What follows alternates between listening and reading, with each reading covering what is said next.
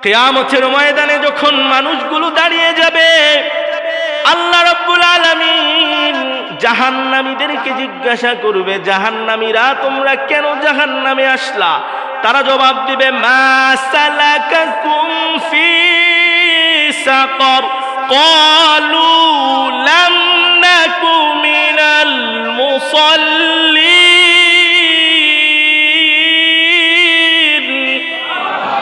তারা বলবে, আমরা দুনিয়াতে মুসল্লি ছিলাম না, আমরা দুনিয়াতে ফরমালিন মুক্ত আমল ইবাদত আমরা করি নাই।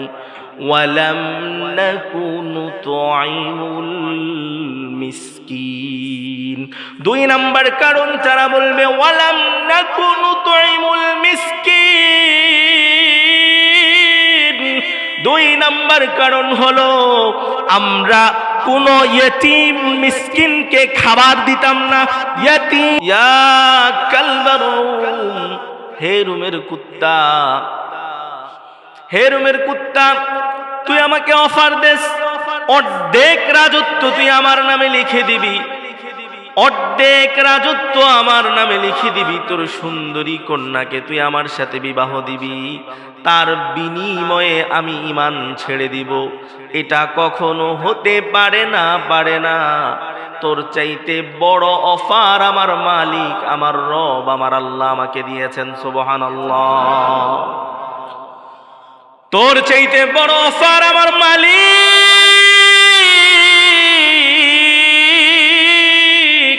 আমার রব, আমার আল্লাহ আমাকে দিয়েছেন। আমার আল্লাহ বলেন, ইন্নাল্লাযীনা আমানু ওয়া আমিলুস সালিহাতি কানাত লাহুম জান্নাতুল ফিরদাউসি নুজুলা। আমার আল্লাহ বলেন, নিশ্চয়ই নিশ্চয়ই আমার কোন গোলাম, আমার কোন বান্দা যদি ঈমান নিয়ে কবরে যায়, আমার কোন গোলাম যদি ঈমান আর নেক আমল নিয়ে কবরে যায়, কানাত লাহুম জান্নাতুল ফিরদাউসি নুজুলা। আমি আল্লাহ তাআলা তার জন্য সর্ব উৎকৃষ্ট জান্নাত, জান্নাতুল ফিরদাউসের ঘোষণা দিয়ে দিলাম। জান্নাতুল ফিরদাউসের ঘোষণা আল্লাহ তাআলা দিয়েছেন। হযরতে আব্দুল্লাহ ইবনে হুযাফা পারস্য সম্রাটের সামনে বলে, আমার রব সর্বোচ্চ জান্নাত, জান্নাতুল ফিরদাউস আমাকে দান করবেন।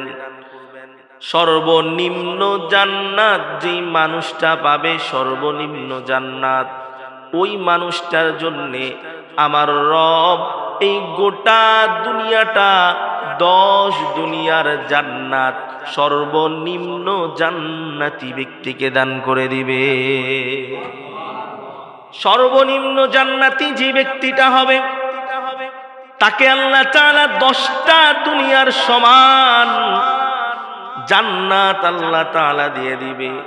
বলবেন, হুজুর এত জায়গা আল্লাহ কই পাইব, এত জায়গা আল্লাহ কই পাইব? আপনি যদি সায়েন্স বিজ্ঞান নিয়ে চিন্তা করেন, এই পৃথিবী থেকে সূর্য 13 লক্ষ গুণ বড়। কত গুণ? আরো জোরে। 13 লক্ষ গুণ বড় হলো সূর্য। তার চাইতে বড় হলো নক্ষত্র, তার চাইতে বড় হলো এক একটা গ্যালাক্সি, তার চাইতে বড় হলো ব্ল্যাক হোল। আপনি যদি বিজ্ঞানের দৃষ্টিতে যদি আপনি তাকাতে চান, বিজ্ঞানের দৃষ্টিতে যদি আপনি দৃষ্টি দেন, আপনার আমার রব, আপনার আমার মালিক এই পৃথিবীর ভিতরে যদি এত এত স্পেস, এত এত জায়গা খালি রাখে, জান্নাতে কত জায়গা আছে। সুবহানাল্লাহ। আপনি কি চিন্তা করতে পারেন,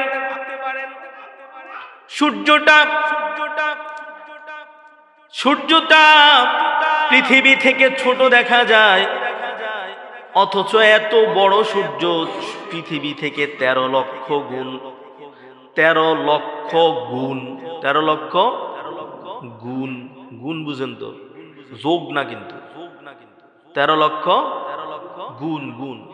সূর্য পৃথিবী থেকে 13 লক্ষ গুণ বড়।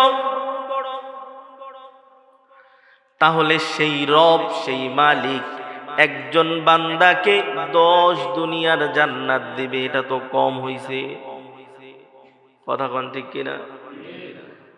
এজন্য আল্লাহর গোলাম আব্দুল্লাহ ইবনে হুযাফা রাদিয়াল্লাহু তাআলা আনহু বলে, ইয়া কালবার রূম, আমার মালিক, আমার রব আল্লাহ আমাকে 10 দুনিয়ার জান্নাতের অফার করেছে। তুমি তো তোমার একটা সুন্দরী কন্যার কথা আমাকে বলেছ, কিন্তু আমার রব, আমার মালিক 70টা হুরের ঘোষণা আমাকে দিয়েছে। সুবহানাল্লাহ। তাদের সৌন্দর্যটা কেমন? পৃথিবীতে যদি জান্নাতে একটা হুরের অল্প একটু 1 সিমটি সৌন্দর্য যদি পৃথিবীর বুকে ছাড়া হতো, পৃথিবীর সব মানুষগুলো সুন্দর হয়ে যেত। সুবহানাল্লাহ। এক একজনের দিকে যদি একবার পলক দেয় 40 দিন চলে যাবে। কয়দিন? এক পলকে 40 দিন পর্যন্ত চলে যাবে। তাহলে ওই লোক আমারে দেখায় কোনো লাভ নাই। আমি তোমার এই অফারে আল্লাহর জান্নাত থেকে আল্লাহর জান্নাত ছেড়ে দিতে পারবো না। তোমার এই অফারে আমি আমার ঈমান ছেড়ে দিতে পারবো না। সুবহানাল্লাহ। এবার পারস্য সম্রাট হযরত হুযাইফা, আব্দুল্লাহ ইবনে হুযাইফা সহ সবাইকে বন্দী করার নির্দেশ দিল। সবাইকে বন্দী করে ফেলো। তিনি বলল, তার এত বড় সাহস, পুরা মন্ত্রী পরিষদের মধ্যে আমাকে অপমান করলো। পুরা মন্ত্রী পরিষদের মধ্যে এতগুলো মানুষের সামনে আমারে কুত্তা কয়া ডাক দিল। আমিও দেইখা রাখমু, আমিও দেইখা নিমু তার ঈমান কতক্ষণ পর্যন্ত থাকে। আমিও দেখব তার ঈমান কতক্ষণ পর্যন্ত ঈমান থাকে, আমি দেখে নিব। আব্দুল্লাহ ইবনে হুযাইফাকে একটা ঘরের মধ্যে বন্দী করা হলো, জেলখানার মতো আলাদা করে বন্দী করা হলো। নর্তুকি খবর দেওয়া হলো। নর্তুকিকে বলে দিল, তোমার কাজ হলো আব্দুল্লাহ ইবনে হুযাইফাকে আকৃষ্ট করা। আব্দুল্লাহ ইবনে হুযাইফাকে আকৃষ্ট করার জন্য নর্তুকি আব্দুল্লাহ ইবনে হুযাইফার সামনে গিয়ে বিভিন্ন অঙ্গভঙ্গি দিয়ে নাচানাচি করা শুরু করলো। কিন্তু আশ্চর্যের বিষয় হলো, নাচতে নাচতে ওই নর্তুকি মাটিতে লুটায়া পড়ল। আব্দুল্লাহ ইবনে হুযাফা ফিরাও তার দিকে তাকায় নাই। সুবহানাল্লাহ। নর্তুকি বেহুশ হয়ে গেল। পারস্য সম্রাটের কাছে নিয়ে যাওয়া হলো।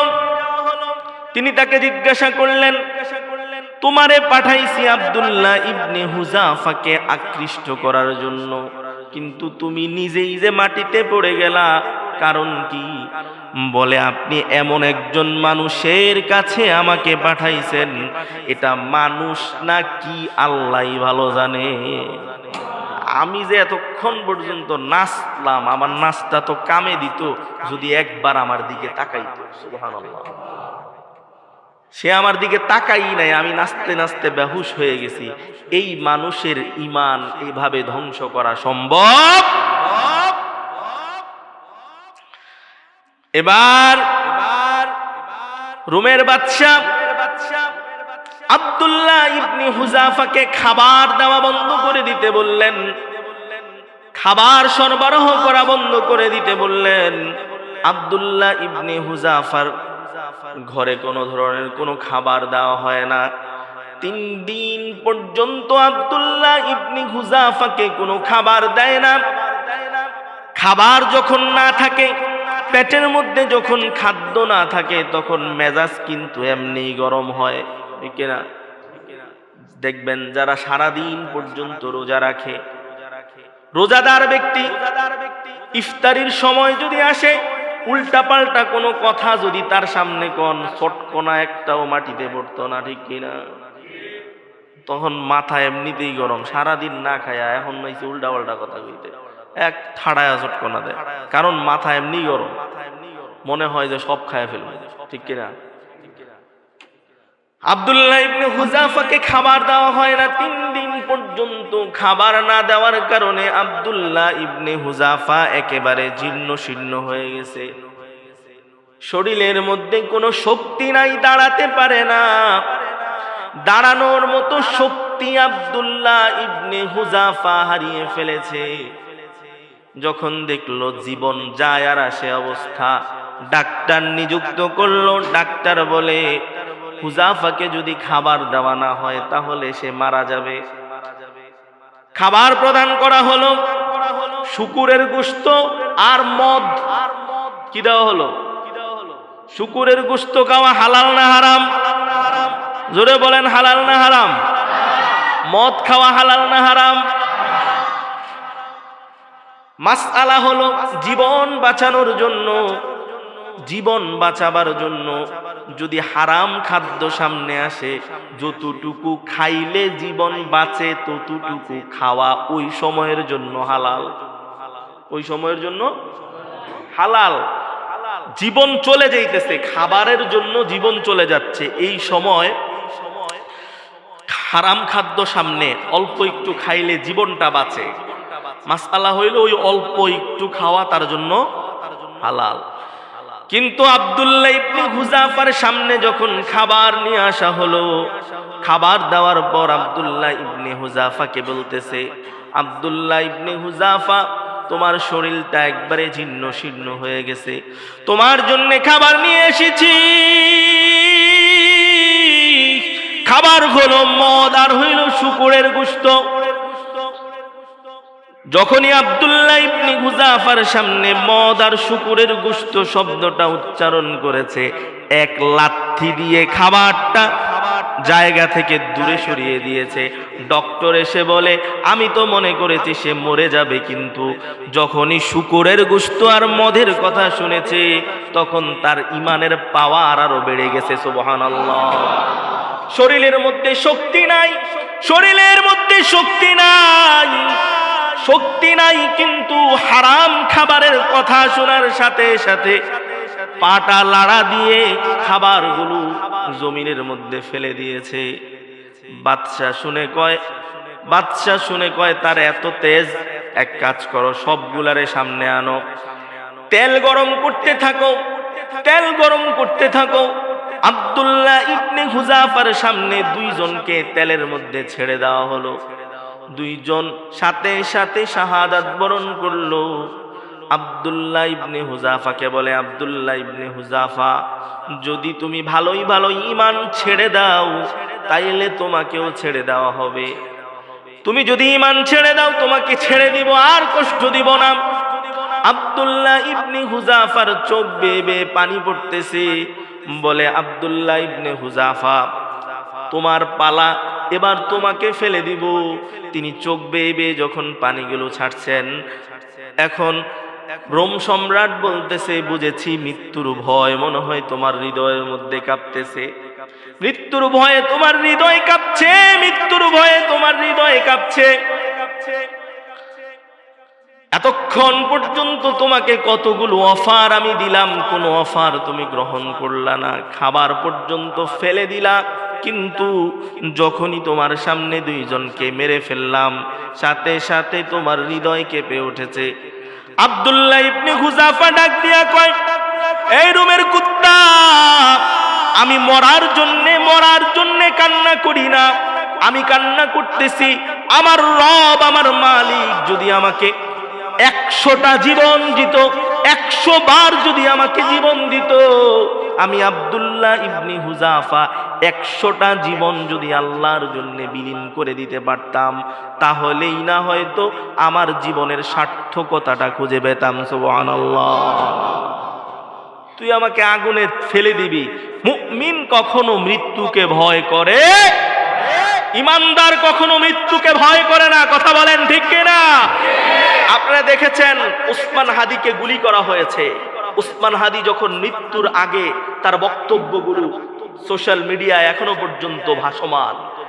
পর্যন্ত ভাসমান, সে বলেছে আমাকে যদি গুলি করে মেরে ফেলে, তারা যদি আমাকে গুলি করে মেরে ফেলে, তোমরা শুধু আমার সন্তানটাকে দেখে রেখো, তাদের বিচার যেন বাংলার মাটিতে দৃশ্যমান হয়, এটা যেন হয়, না হলে হাদিদের আওয়াজগুলো নিভে যাবে। কথা বলেন ঠিক কিনা? মৃত্যুকে ভয় করে না মুমিন যারা, ইমানদার যারা, তারা কখনো মৃত্যুকে ভয় পায় না। এক হাদি ইন্তেকাল করেছে, হাজারো হাদি বাংলাদেশে জন্ম নিবে, ফ্যাসিবাদী শক্তি বাংলাদেশে কখনো মাথা ছাড়া দিয়ে উঠতে পারবে না, ঠিক কিনা? তাদের মতো প্রয়োজন হলে আমাদের জীবনগুলো আমরা বিলিয়ে দিব, ঠিক কিনা? নতুন এক বাংলাদেশ মানুষ দেখতে চায়। আজকে প্রায় এক সপ্তাহ হয়ে গেল, কিন্তু তাদের বিচার এখনো পর্যন্ত বাংলাদেশে করতে পারে নাই। তারা ইন্ডিয়াতে পালিয়ে গেছে। এর চেয়েতে বড় দুঃখ, এর চেয়েতে বড় কষ্ট আর কি হতে পারে, ঠিক কিনা? সম্মানিত সুধী, ইমানদার যারা, মুমিন যারা, এরা কখনো মৃত্যুকে ভয় পায়। ঠিক আব্দুল্লাহ ইবনে হুযাফা রাদিয়াল্লাহু তাআলা আনহু তিনিও বললেন, আমি মৃত্যুর জন্য কান্না করি না, আমি কান্না করি আল্লাহ যেন এই জীবন আমাকে বারবার দান করে। রোমের বাদশা, জ্ঞানী মানুষ, চিন্তা করলো আব্দুল্লাহ ইবনে হুযাফাকে যদি আমি এখন মেরে ফেলি, তাইলে তো আমি হেরে গেলাম। তাকে যদি আমি মেরে ফেলি, তাহলে তো আমি হেরে গেলাম। কারণ হলো সে তো মৃত্যুর জন্যই প্রস্তুত, সে তো মরার জন্যই চাইতেছে। তো তাকে যদি আমি মেরেই ফেলি, তাহলে তো আমি আমার সার্থকতা খুঁজে পেলাম না। শেষ পর্যন্ত তিনি দেখলেন কোনোভাবেই আব্দুল্লাহ ইবনে হুযাফাকে ঈমান থেকে বিচ্যুত করা যায় না। তখন সে বলেছিল, আব্দুল্লাহ, একটা আবদার যদি তুমি রাখো, তাহলে তোমাকে আমি ছেড়ে দিব।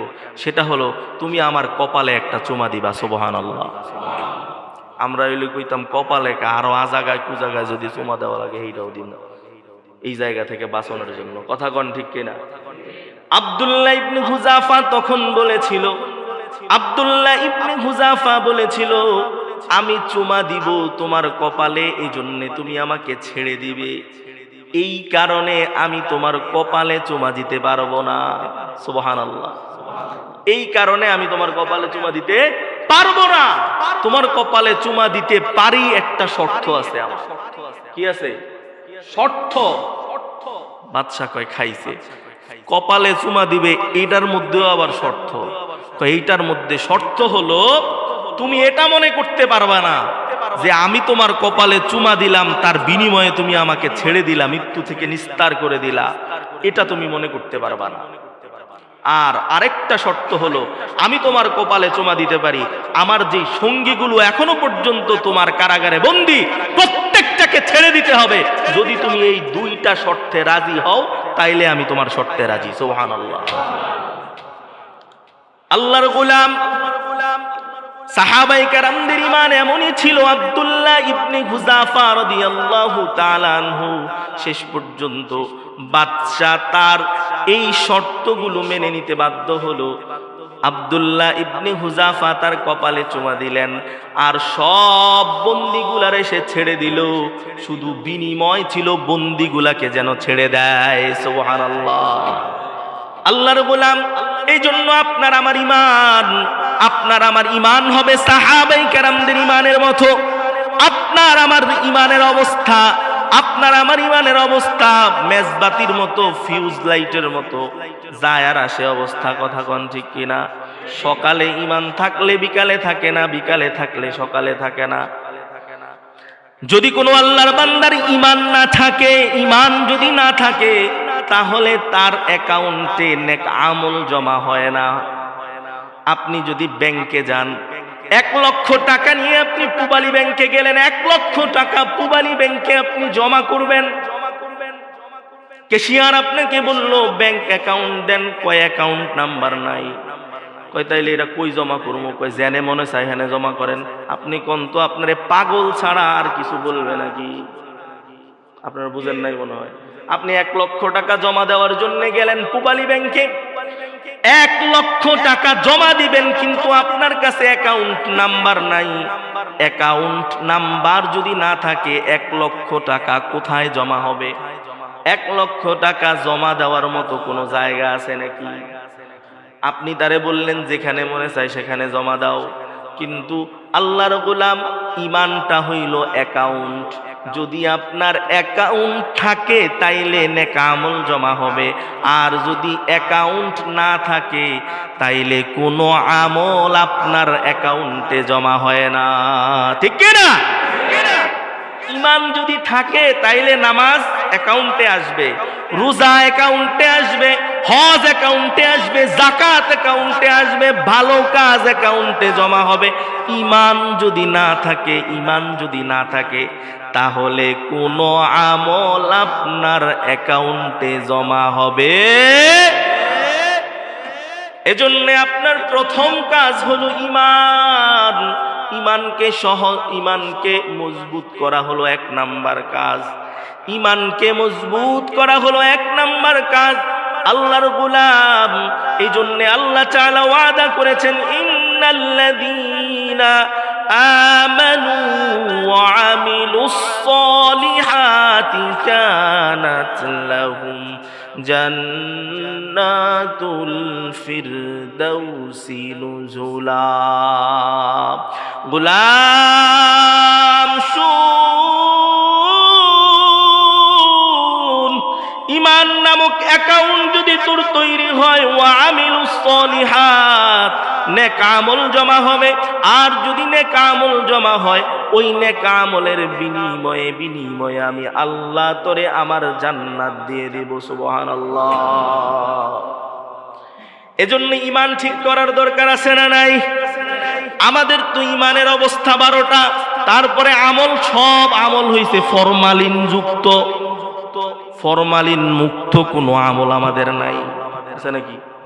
ফরমালিন মুক্ত কোনো আমল নাই। যত আমল আমরা করি প্রত্যেকটা ইবাদতের মধ্যেই ফরমালিন আছে না নাই? কথা কয় না, আপনারা ফরমালিন বুঝেন নাই। আপনি যখন নামাজে দাঁড়ান, নামাজের নিয়ম কানুন কিচ্ছু জানেন না, নামাজের নিয়ম কানুন না জানি না, নামাজ ঠাড়ায়া খুলু সেজদা মারতেছেন, কপাল টপাল সব কালো হয়ে যাইতেছে, কিন্তু এই নামাজ তো ফরমালিন মুক্ত নামাজ না, এটা হইল ফরমালিন যুক্ত নামাজ। ফরমালিন খাইলে যেমনি করে আপনার দেহের পার্টসগুলো সক্রিয় না হয়ে অকিজু হয়ে যায়, ঠিক ফরমালিন যুক্ত ইবাদত আল্লাহর কাছে কবুল হয়। এজন্য ফরমালিন মুক্ত ইবাদতের দরকার আছে না নাই? জোরে বলেন, আছে না নাই? ফরমালিন মুক্ত ইবাদত করতে হবে। কিয়ামতের ময়দানে যখন মানুষগুলো দাঁড়িয়ে যাবে, আল্লাহ রাব্বুল আলামিন জাহান্নামীদেরকে জিজ্ঞাসা করবে, জাহান্নামীরা তোমরা কেন জাহান্নামে আসলা? তারা জবাব দিবে, মা সালাকাকুম ফি সাকর ক্বালু লাম নাকু মিনাল মুসাল্লিন।